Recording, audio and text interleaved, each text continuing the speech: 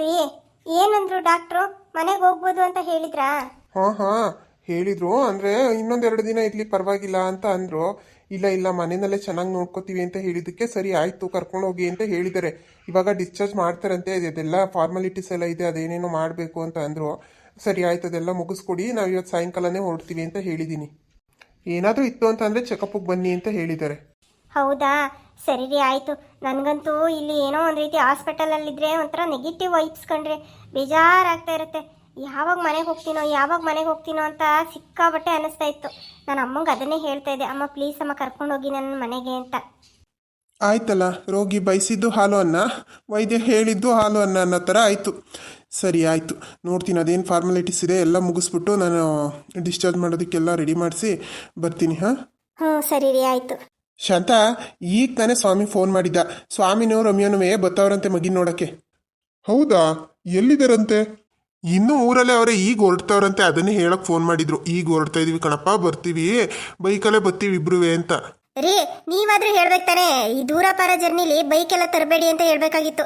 ಅಯ್ಯೋ, ಈಗೇನು ಆಕ್ಸಿಡೆಂಟ್ಗಳು ಹೊಸಿ ಆಯ್ತಾವ, ಅಥು ಹಂಗಾಗದ್ ಬೇಡ. ಅಲ್ಲ, ನಮ್ಮ ಮುನ್ನೆಚ್ಚರಿಕೆಯಲ್ಲಿ ನಾವು ಇರ್ಬೇಕಲ್ವೇನ್ರಿ? ಬೇಡ ಅಂತ ಹೇಳಿ ಫೋನ್ ಮಾಡ್ಕೊಡಿ, ಇಲ್ಲಾಂದ್ರೆ ನಾನೇ ಹೇಳ್ತೀನಿ. ಅಯ್ಯೋ ಹೌದೇನೋ ಗೆಳೆಯ. ಅಲ್ಲ ಕಣೋ, ಈಗ ನಾವು ಡಿಸ್ಚಾರ್ಜ್ ಮಾಡಿಸ್ತಾ ಇದೀವಿ. ಈಗ ಅದನ್ನೇ ಆದಿತ್ಯ ಹೇಳ್ಬಿಟ್ಟು ಹೋದ, ಡಿಸ್ಚಾರ್ಜ್ ಮಾಡ್ಕೊಂಡು ಮನೆ ಕರ್ಕೊಂಡು ಹೋಗೋಣ ಅಂತ. ಈಗ ನೋಡಿದ್ರೆ ನೀನು ಅವ್ರು ಬರ್ತಾವ್ರೆ ಅಂತ ಹೇಳ್ತಾ ಇದೀಯಾ. ಒಂದು ಕೆಲಸ ಮಾಡು, ಅವ್ರಿಗೆ ಮನೆಗೆ ಬರೋದಕ್ಕೆ ಹೇಳ್ಬಿಡು, ಮನೆಗೆ ಹೋಗಿರೋಣ. ಅವ್ರು ಇನ್ನೂ ಬರೋ ಅಷ್ಟೊತ್ತಿಗೆ ಇನ್ನೂ ಸುಮಾರು ಟೈಮ್ ಆಗುತ್ತೆ ಊರಿಂದ. ಹೌದಾ, ಸರಿ ಹಂಗಾದ್ರೆ. ಶಾಂತ, ನೀನೇ ಒಂಚೂರು ಫೋನ್ ಮಾಡಿಬಿಡು ಸ್ವಾಮಿಗೆ. ನೀನೇ ಫೋನ್ ಮಾಡಿಬಿಟ್ಟು ಹಂಗೆ ಅನ್ನು, ಬೇಡ ಬೈಕಲ್ಲಿ ಬರೋದು, ಬಸ್ಗೆ ಬನ್ನಿ, ಅಲ್ಲೇ ಮನೆಗೆ ಬಂದ್ಬಿಡಿ ಅಂತ ಹೇಳು. ಹ್ಞೂ ಸರಿ, ಆಯಿತು ಬಿಡಿ, ನಾನೇ ಫೋನ್ ಮಾಡ್ತೀನಿ. ಹ್ಞೂ ಆಯಿತು ಬಿಡಿ ಅನ್ಕೊಂಡು ಇಲ್ಲೇ ನಿಂತಿದೆಯಲ್ಲ, ಹೋಗು ಫೋನ್ ಮಾಡಿ ಹೇಳು. ಅವ್ರು ಹೊರಟ್ಬಿಟ್ರೆ ಏನು ಮಾಡೋದು?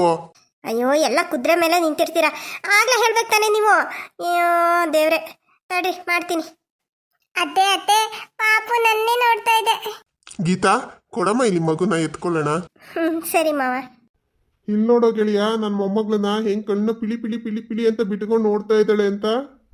ಹೌದು ಬಿಡಪ್ಪ. ಏನು ನಿನ್ನೊಬ್ಳಿಗೆ ಮೊಮ್ಮಗಳ? ನನಗೂ ಮೊಮ್ಮಗಳೇ ಅವಳು. ಇಲ್ಲ ಅಂದರಿ ಯಾರು? ನನಗೂ ಮೊಮ್ಮಗಳೇ ತಾನೆ. ಅಯ್ಯೋ, ಏನು ಪಾಪ ನೀವು ಚಿಕ್ಕ ಮಕ್ಳ ಥರ ಜಗಳ ಆಡ್ಕೊಂಡು. ಗೀತಾ, ಆಯಿತು, ಎಲ್ಲ ಫಾರ್ಮಾಲಿಟೀಸ್ ಎಲ್ಲ ಮುಗೀತು, ಬನ್ನಿ ಹೊರಡೋಣ. ಅಪ್ಪ ಹೊರಡೋಣ. ಎಲ್ಲ ಮುಗಿತಾ ಅದಿ? ಹ್ಞೂ ಅಪ್ಪ, ಎಲ್ಲ ಮುಗ್ದಿದೆ, ಇನ್ನೇನು ಕರ್ಕೊಂಡು ಹೋಗ್ಬೋದು ಅಂತ ಹೇಳಿದ್ದಾರೆ. ಹೌದಾ, ಸರಿ ಹಂಗಾದ್ರೆ. ನಿಮ್ಮಮ್ಮ ಎಲ್ಲಿ? ಅಮ್ಮ ಆಗಲೇ ಮನೆಗೆ ಹೋದ್ರು. ಮನೆಗೆ ಹೋದ್ಲು? ಏಕೆ?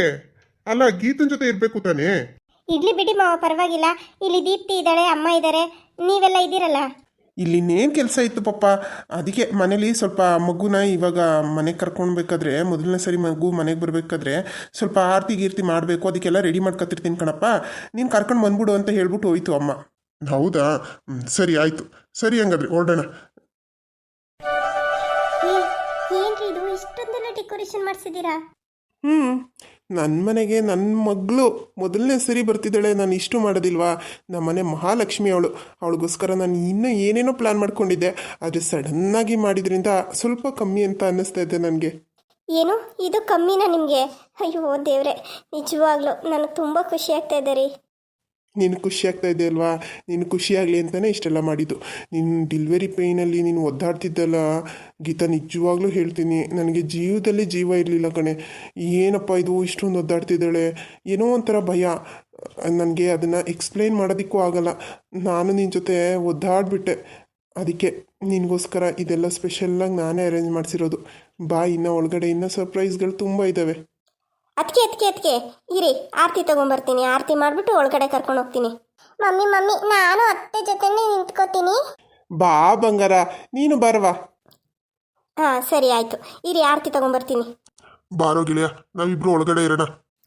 ಭಾಗ್ಯದ ಲಕ್ಷ್ಮೀ ಬಾರಮ್ಮ, ನಮ್ಮಮ್ಮ ನೀ ಸೌಭಾಗ್ಯದ ಲಕ್ಷ್ಮೀ ಬಾರಮ್ಮ, ನಮ್ಮಮ್ಮ ನೀ ಸೌಭಾಗ್ಯದ ಲಕ್ಷ್ಮೀ ಬಾರಮ್ಮ. ಗೆಜ್ಜೆ ಕಾಳುಗಳ ದನಿಯ ತೋರುತ್ತಾ, ಹೆಜ್ಜೆ ಮೇಲೊಂದೆಜ್ಜೆ ನಿಕ್ಕುತ್ತ, ಸಜ್ಜನ ಸಾಧು ಪೂಜೆ ವೇಳೆಗೆ ಮಜ್ಜಿಗೆಯೊಳಗಿನ ಬೆಣ್ಣೆಯಂತೆ, ಭಾಗ್ಯದ ಲಕ್ಷ್ಮೀ ಬಾರಮ್ಮ, ನಮ್ಮಮ್ಮ ನೀ ಸೌಭಾಗ್ಯದ ಲಕ್ಷ್ಮೀ ಬಾರಮ್ಮ. ಹಾದಿ ಕಣ್ಣು, ಬೀದಿ ಕಣ್ಣು, ನಾಯಿ ಕಣ್ಣು, ನರಿ ಕಣ್ಣು, ಅವ್ರ ಕಣ್ಣು, ಇವ್ರ ಕಣ್ಣು, ಯಾರ ಕಣ್ಣನ್ನು ಕೂಡ ನಮ್ಮ ಅಣ್ಣ ನಮ್ಮ ಅತ್ತಿಗೆ ಹಾಗೆ ಅವ್ರ ಮಗಳು ಯಾರ ಮೇಲೂ ಬೀಳೋದು ಬೇಡ. ಮಮ್ಮಿ ಮಮ್ಮಿ ನನ್ನ ಹೆಸರು ಹೇಳು ಮಮ್ಮಿ. ಸರಿ, ನಮ್ಮ ಸ್ವೀಟಿ ಬಂಗಾರದ ಮೇಲೂ ಯಾರ ದೃಷ್ಟಿನೂ ಬೀಳೋದು ಬೇಡ ಕಣಪ್ಪ. ಹಲೋ, ಎಕ್ಸ್ಕ್ಯೂಸ್ ಮೀ ಬ್ರದರ್, ನಮಗೆ ದಕ್ಷಿಣೆ ಕೊಡಬೇಕು. ಆರತಿ ಮಾಡಿದ್ರೆ ದಕ್ಷಿಣೆ ಕೊಡದೆ ನಾನು ಒಳಗಡೆ ಬಿಡಲ್ಲ ನಿಮ್ಮನ್ನು. ಏನೇ ನೀನು, ಅಲ್ಲ ಲಕ್ಷ್ಮೀ ಬಾರಮ್ಮ ಲಕ್ಷ್ಮೀ ಬಾರಮ್ಮ ಅಂತ ಹಾಡು ಹೇಳಿದ್ ನೋಡಿ ನನ್ನ ಜೇಬ್ ತುಂಬ ಜನ ಜನ ಜನ ಜನ ಲಕ್ಷ್ಮಿ ಬರುತ್ತೆ ಅಂತ ಅಂದರೆ ನನ್ನ ಜೇಬಲ್ಲಿರೋ ದುಡ್ಡನ್ನ ನೀನು ಇಸ್ಕೊತಾ ಇದೆಯಾ? ಓ, ನಿನ್ನ ಕೈಗೆ ಲಕ್ಷ್ಮಿ ಬರಲಿ ಅಂತ ನಾನು ಕೇಳಿದ್ದು ಇಷ್ಟೊತ್ತವರೆಗೂ. ಹಾಗೆ ಅನ್ಕೋ ನೋಡು, ಆರತಿ ಮಾಡಿದವ್ರಿಗೆ ದಕ್ಷಿಣೆ ಕೊಡಬೇಕು, ಅದು ಸಂಪ್ರದಾಯ. ಆಹಾ, ಯಾವ ಸಂಪ್ರದಾಯ ಅದು? ಆರತಿ ಮಾಡಿದ್ಮೇಲೆ ನಮ್ಮ ಕೈ ಕೊಟ್ಟು ಒಳಗಡೆ ಬನ್ನಿ ಅಂತ ಕರಿಬೇಕು, ಅದನ್ನ ಬಿಟ್ಬಿಟ್ಟು ನಮ್ಮ ಹತ್ರನೇ ದುಡ್ಡಿಸ್ಕೊಳ್ಳೋದಂತೆ. ಈಗೇನು ಕೊಡ್ತೀಯೋ ಇಲ್ವೋ? ಕೊಡೋದಿಲ್ಲ ಅಂದರೆ ಬಿಡು, ಆಯಿತು ಹೋಗು. ಅಯ್ಯೋ, ಅದಕ್ಕೆ ಯಾಕೆ ಸಿಟ್ಟು ಮಾಡ್ಕೊತೀಯಾ? ಕೊಡ್ತೀನಿ ತಗೋ, ಎಷ್ಟು ಬೇಕು? 5 ರೂಪಾಯಿ ಹಾಕ್ಲಾ 10 ರೂಪಾಯಿ ಹಾಕ್ಲಾ? ಅಣ್ಣ ಆಯಿತು, ಬೇಡ ಹೋಗು. ನಿನ್ನ 5 ರೂಪಾಯಿ ಬೇಡ, 10 ರೂಪಾಯಿ ಬೇಡ. ಹಾಗೆ ಹೋಗ್ಬಿಟ್ಟಿಲ್ಲ, ಬಾರೆ ಕೊಡ್ತೀನಿ, ಎಷ್ಟು ಬೇಕು ಹೇಳು? ಹಳಿಯಂದ್ರೆ ಇರಲಿ, ಬನ್ನಿ ಒಳಗಡೆ ಬನ್ನಿ, ಆಮೇಲೆ ನಿಮ್ಮ ತಂಗಿ ಕೊಡೋರಂತೆ. ಎಷ್ಟೊತ್ತು ಗಂಟೆ ಮಗುನ ಎತ್ಕೊಂಡು ಈಚೆ ಕಡೆ ನಿಂತಿರೋದು? ಸರಿ ಅತ್ತೆ, ಆಯಿತು.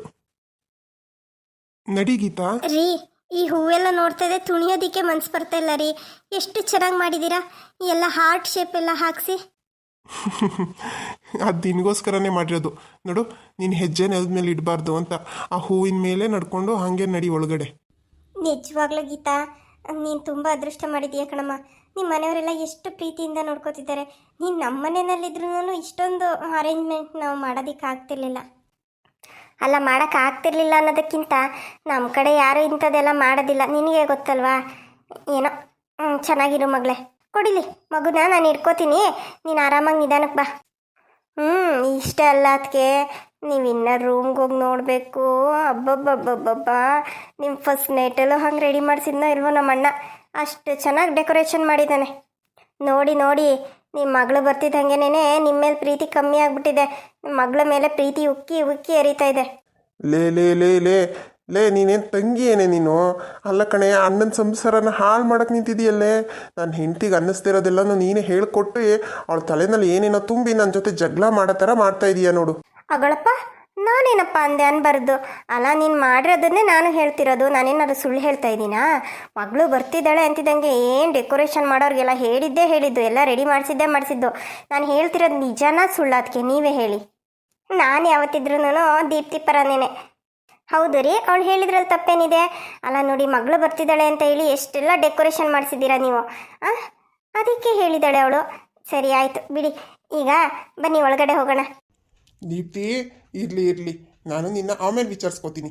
ಇವಾಗ ನನ್ನ ಮಗಳು ಮನೆಗೆ ಬಂದಿದ್ದಾಳೆ, ಅವಳ ಜೊತೆ ನಾನು ಸ್ವಲ್ಪ ಟೈಮ್ ಸ್ಪೆಂಡ್ ಮಾಡಬೇಕು.